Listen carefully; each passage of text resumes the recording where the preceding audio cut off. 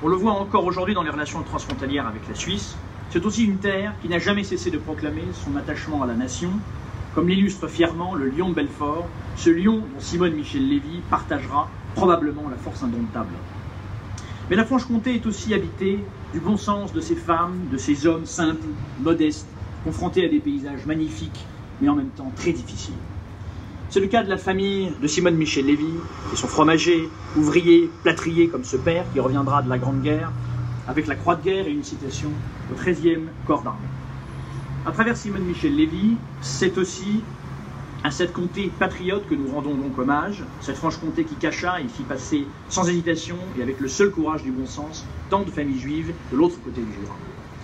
Revenons à Simone Michel Lévy qui grandit donc dans un cadre familial aimant, dans cette petite ville de Chaussin, et qui se prend de passion très tôt pour la littérature. À l'âge de 14 ans, elle écrit « Travaillons à devenir des femmes instruites et sensées qui puissent faire honneur à notre chère France ». Ensuite installée dans l'Aisne, territoire durement frappé par la Grande Guerre, elle s'inscrit rapidement dans les pas de son père, venu sur l'ancienne ligne de front pour participer à la reconstruction et s'engage au service de son pays dans l'un des plus grands services publics d'alors, les postes, télégraphes et téléphones. À l'âge de 16 ans, elle travaille dans cette administration à la pointe qu'elle ne quittera plus. Progressant et réussissant le concours de rédacteur, elle rejoint Paris en 1930 et entre en 1942 à la direction des recherches et du contrôle technique qui se situe non loin d'ici, rue du Général Bertrand. À cette époque, elle a déjà manifesté une opposition totale à la collaboration et refuse l'armistice dès l'été 1940. Très impliquée dans ses responsabilités professionnelles et ayant conscience de son apport dans la résistance, faux documents, ordres de mission, transmissions diverses, elle cofonde le réseau Action PTT avec Ernest Pruvot et Maurice Orvet, bientôt rejoints par Edmond de Beaumarchais et Ferdinand Jourdan. Celle qu'on appelle désormais Emma ou Françoise, mademoiselle Flaubert, va alors œuvrer aux côtés du colonel Rémy, notamment dans le secteur stratégique de la radio. Action PTT, rebaptisée État-major PTT, organise des filières de passage pour les explosifs, l'argent, des moyens divers, matériels ou humains. Et elle sera à l'origine, Simone Michel Lévy, de l'installation de 50 postes radio à travers la France, dont elle vérifie elle-même sur place la mise en place. Très active, cette résistance, à laquelle on pourrait comparer également à l'œuvre du réseau Résistance Fer, paiera pourtant un prix très lourd à partir de 1943, sous les coups de la Gestapo. Cette dernière usant de la torture, comme chacun sait, d'une menace comme d'un moyen d'obtenir des informations. C'est ce qui se passera peu de temps après l'arrestation d'un des correspondants de Simone Michel Lévy, Robert Baquet, alias Tilden. Ce dernier, pour éviter la torture, passe rapidement aux aveux et livre alors celle qu'on appelle donc Emma. Appelée par Robert Baquet, alias Tilden, le 5 novembre 1943 pour un rendez-vous soi-disant urgent, elle se rend ici même, au François Copé, qui existe déjà. À peine installée en terrasse avec lui, elle est arrêtée et précipitée dans une voiture de la Gestapo, en route désormais pour le sinistre commissariat de l'avenue Henri Martin, et laissant alors derrière elle et pour toujours son bureau de la rue du Général Bertrand. Ayant subi 8 fois le supplice de la baignoire, elle est torturée jusque dans son intimité de femme par ce mercenaire de la barbarie qu'est Massu. Au cours de ces monstrueux interrogatoires, Simone Michel Lévy ne transigera pourtant pas avec son engagement initial et ne livrera aucun mot. Jusqu'au bout, elle reste la jeune fille patriote et combattante, au caractère forgé dans sa comté natale et les valeurs de sa famille. Si elle ne trahit pas son réseau, Emma est cependant déportée rapidement. Emprisonnée d'abord à Royalieu le 15 janvier 1944, elle est ensuite déportée à Ravensbrück, aux côtés de Geneviève Antonius de Gaulle, alors âgée de 23 ans. Rapidement, elle change de pseudo et devient alors Françoise, souvent affectueusement appelée par ses codétenus Françoise la Comtoise, ce qui rappelle une fois encore l'importance de sa région d'origine. Recevant la matricule 27481, celle qu'on dénomme alors Françoise Michel Lévy, commence à vivre la déportation morbide et puis assez vite l'horreur des travaux forcés dans le cadre des commandos SS. Conduite à Holstein, mi-avril 1944, au cœur d'une infernale usine de munitions Skoda, à la frontière de la Tchécoslovaquie, elle ne se résout pourtant pas à baisser les bras. Avec les amis qu'elle se trouve assez rapidement, et dont elle est la meneuse d'hommes, la meneuse de femmes, dont Jeannette Lerminier, sœur du célèbre commandant officier de marine, elle mène notamment à l'automne 1944 de nombreuses opérations de sabotage, dont la réussite ne peut naturellement aussi que provoquer sa perte. Rapidement, la perturbation de la chaîne de production des engins fabriqués convainc les SS de punir Simone Michel Lévy et deux de ses camarades, Hélène Ligné, 29 ans, et Noémie Suchet, 25 ans. Toutes trois subiront les coups de bâton et de nerfs de bœuf assénés par des capots d'autant plus violents probablement que la défaite des nazis approche à grands pas. Le 10 avril 1945, elles sont conduites à Flossenbürg, dans un camp dont la réputation de centre d'exécution n'est plus à faire. Le 13 avril, sans aucune forme de procès ni de jugement, Simone Michel Lévy, Emma, Françoise, Madame Flaubert, Madame Royal, Mademoiselle Bertrand, tant de pseudonymes qui illustrent l'ampleur des risques qu'elle a pris au cours de son engagement. Simone Michel Lévy est donc pendue, entièrement dénudée et les mains attachées avec du fil de fer, seulement 10 jours avant la libération du camp de Flossenbürg par la 3e armée américaine. Qu'il me soit permis ici de dire, au nom du maire du 6e arrondissement, Jean-Pierre Lecoq, que j'excuse, et des habitants de ce quartier, le sens particulier du martyre et de la mémoire de Simone Michel Lévy. Premièrement, le souvenir d'Emma vit toujours au cœur de ces rues, puisque c'est au comptoir d'un des bars de Montparnasse, un des quartiers de Paris connu pour sa fibre résistante, que j'ai fait la connaissance de François Escoub, auquel je veux saluer la présence. Je voudrais saluer sa personne, car c'est lui qui est à l'origine de la position de l'idée, de la position de cette plaque. Cette dernière sera vue désormais et lue par les innombrables passants de ce carrefour auquel sont attachés tant de Parisiens, complétant ainsi l'hommage initialement rendu par notre municipalité avec la place qui porte son nom à quelques dizaines de mètres d'ici, avenue Saxe. Arrêtée ici même, Simone Michel Lévy a également œuvré dans ce quartier où jamais, notamment grâce à cette inauguration, elle ne cessera d'être notre héroïne, où son ombre nous quittera d'autant moins à partir de ce jour.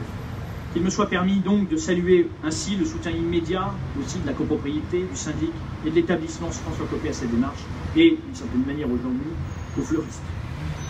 Deuxièmement, je crois que la personnalité de Simone Michel Lévy appelle de notre part un hommage authentique, sincère, uniquement guidé par cet amour de la France dont les campagnes les plus reculées, comme celle de Chaussin, ont une vision si particulière. Comme il y a quelque chose de Jeanne d'Arc dans la vie, dans les choix de Simone Michel Lévy, il y a dans cette commune jurassienne de Chaussin quelque chose du village lorrain de Domrémy. Oui, il y a cet amour simple, beau, probablement mu par les liens familiaux et la communauté des villages, ou encore la fraternité du quotidien. Ni communiste, ni royaliste, ni gaulliste, ni pacifiste, Simone Michel Lévy voulait juste sauver son pays, les gens qui y vivaient, représentant ainsi une forme de résistance à laquelle probablement le roman républicain n'a pas toujours rendu l'hommage qu'elle méritait. Troisièmement, et enfin, c'est à la résistance des femmes que nous rendons hommage aujourd'hui, figurant parmi les 6 femmes compagnons de la Libération, sur 1038 compagnons, je le rappelle. Simone Michel Lévy fut promue par le général de Gaulle, alors même que ce dernier, n'étant pas, durant les années noires sur le sol national, disposait de finalement peu d'informations sur les agissements des femmes résistantes. Le fait qu'elle ait été accueillie sans réserve, qu'il ait accueilli sans réserve Simone Michel Lévy dans l'ordre, montre l'importance de ses responsabilités opérationnelles, montre l'importance des responsabilités opérationnelles, pardonnez-moi, de cette femme d'exception. Cependant, comment ne pas penser aussi en ce jour à ces femmes, moins gradées entre guillemets, mais qui jouèrent un rôle indispensable à l'image de ces sous-officiers des troupes de la Révolution, à propos desquels Bonaparte disait « c'est avec des sous-officiers que l'on mène une armée nationale ». Arrivée au poste à un grade des plus modestes, Simone Michel Lévy a gravi tous les échelons, portée par sa rigueur, par son sens du devoir et par son infaillible détermination. Ce sont les mêmes valeurs qui ont fait de Simone, simple engagé volontaire et sous-officier d'une armée des ombres embryonnaire en 1940, un commandant reconnu et respecté jusqu'en Grande-Bretagne, comme en témoigne la décoration et la citation qu'elle a reçue du maréchal Montgomery. Pour conclure ce discours, j'aimerais citer l'une des phrases les plus saisissantes que l'on puisse, à mes yeux, lire sur le martyr de la résistance, écrite par Robert Antel dans l'Espèce humaine. La puissance du bourreau ne peut être autre que celle de l'homme, la puissance de meurtre. Il peut tuer un homme, mais il ne peut pas le changer en autre chose. N'ayant jamais parlé face à la Gestapo, n'ayant jamais cédé devant les SS, Simone Michel Lévy fut, le 10 avril 1945, définitivement changé ce jour-là en héros pour toujours de la France que nous chérissons tous. Nous ne l'oublierons donc jamais. Je vous remercie.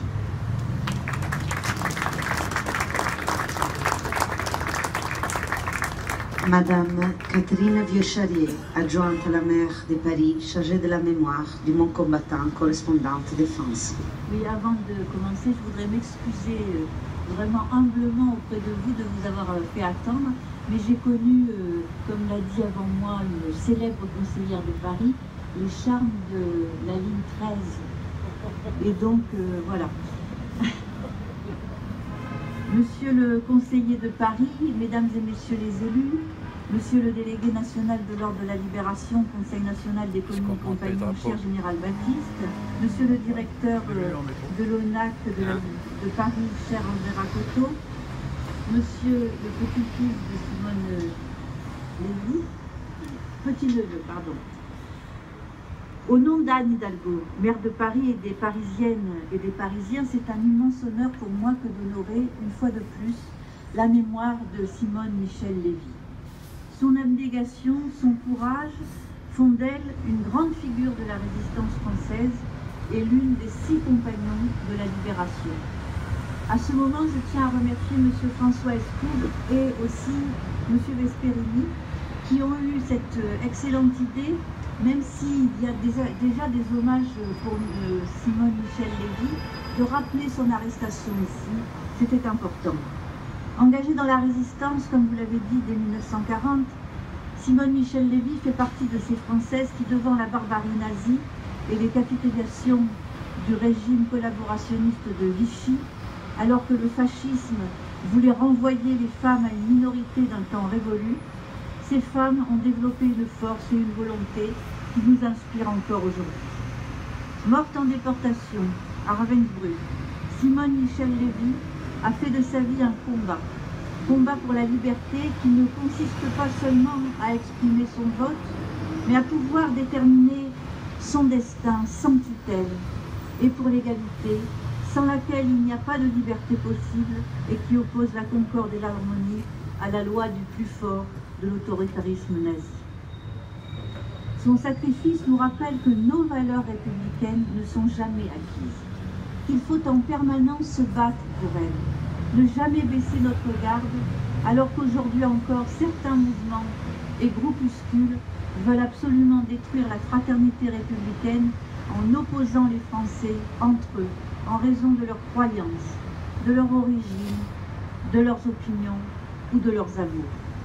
Ces mots, je les prononce alors que les actes antisémites et racistes frappent aujourd'hui dans notre société, que la barbarie la plus ignoble nous a frappés à Trèbes avec cette prise d'otage lâche et immonde, où l'honneur d'un policier a fait l'honneur de la France, je pense au colonel Beltrame, mais aussi à Paris, avec le meurtre affreux de Mireille Knoll, rescapée de la rafle du Veldiv, dans cette même période qu'a connue Simone Michel Lévy, et qui n'a pas échappé, elle, à un meurtre antisémite. Ces événements nous choquent, ils nous blessent. Ils n'entameront cependant jamais notre détermination à faire vivre notre République. Notre République et ses valeurs. Ces valeurs que Simone Michel Lévy a tant défendues jusqu'au bout, jusqu'au sacrifice. Qui sont aujourd'hui quelquefois attaquées ou moquées même, et qui ne sont pas une liste de bons sentiments, mais bien la condition non négociable pour que chacune et chacun d'entre nous puisse vivre décemment et prendre en main son destin. C'est cela, à mes yeux, l'esprit de la résistance. Ne jamais collaborer, ne jamais accepter, ne jamais relativiser ou détourner les yeux devant les barbaries du XXe et du XXIe siècle. Refuser d'être le bourreau cynique de nos frères et sœurs, ni le spectateur de leur désespoir, mais être vigilant sur le respect des principes de la République sans laquelle tous les discours de la nation, de concorde, de fraternité, ne sont que des leurres ou des vœux pieux. Simone Michel Lévy nous montre que chacune et chacun d'entre nous, hommes, femmes, civils, militaires, porte en lui le potentiel d'accomplir l'impossible pour défendre son prochain et son idéal. Rien ne pouvait laisser penser, à l'époque, qu'une femme, simple employée des PTT, puisse se dresser avec une telle force face à l'occupant. Et pourtant, la vie de Simone Michel Lévy nous rappelle que toutes les classes sociales, tous les sexes, toutes les idéologies sont présentes dans la résistance française et que son héritage transcende notre société dans son ensemble. Simone Michel Lévy est, comme vous l'avez rappelé, M. Vesperini, l'une des 6 femmes faites compagnons de la libération par le général de Gaulle. Cet homme, créé en plein conflit, est le témoignage d'une résistance à la barbarie qui dépasse toutes les catégories de la population française. Le général Baptiste vous en parlera certainement mieux que moi, mais je veux rappeler 1038 personnes, 18 unités combattantes, mais aussi 5 communes ont été faites compagnons de la libération.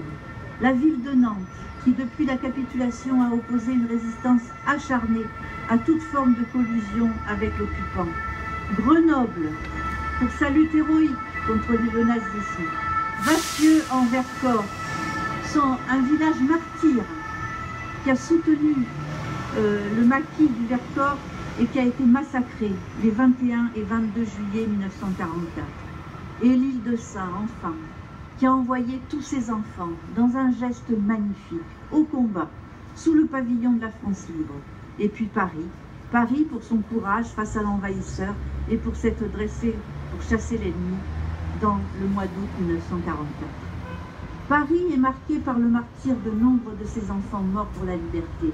Elle connaît sa responsabilité d'être ville compagnon de la libération depuis 73 ans et de participer à cet héritage.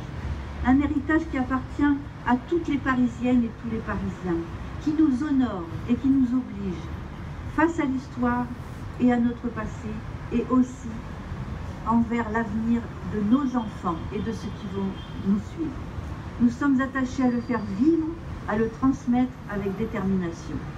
C'est ce que nous avons fait, c'est ce que nous faisons chaque année, lorsque nous permettons à 15 000 élèves de CM2 de s'approprier cette histoire, leur histoire, avec la diffusion depuis janvier de manettes pédagogiques, compagnons de la libération, s'engager, résister pour la liberté. C'est ce que nous faisons lorsque nous emmenons chaque année des classes parisiennes au Mont-Valérien, au lieu de la mémoire nationale en Île-de-France, dans le cadre de parcours pédagogiques et de citoyenneté. C'est ce que nous faisons aujourd'hui et que nous continuerons de faire lorsque nous gravons dans la pierre la mémoire de nos compagnons de la libération et de leur sacrifice. Ainsi, en inscrivant la mémoire de Simone Michel Lévy dans les rues de notre capitale, Paris se souvient et lui permet de rejoindre ses camarades de combat, comme Yvon et Claire Moranda dans le 17e arrondissement, ou le colonel Henri Roltanguy dans le 14e. Oui, Paris se souvient des souffrances du passé, de ses enfants morts pour la liberté, la paix et la fraternité. Oui, Paris se souvient qu'elle doit à ses enfants d'hier pour que puissent s'épanouir ses enfants d'aujourd'hui et ceux de demain. Et Paris espère qu'en transmettant ce souvenir, les générations futures seront en mesure de bâtir ce dont Emma, Simone Michel Lévy, avait rêvé, et ce que nous savons si précieux, un futur de paix débarrassé de toute haine et de toute ignorance. Je vous remercie.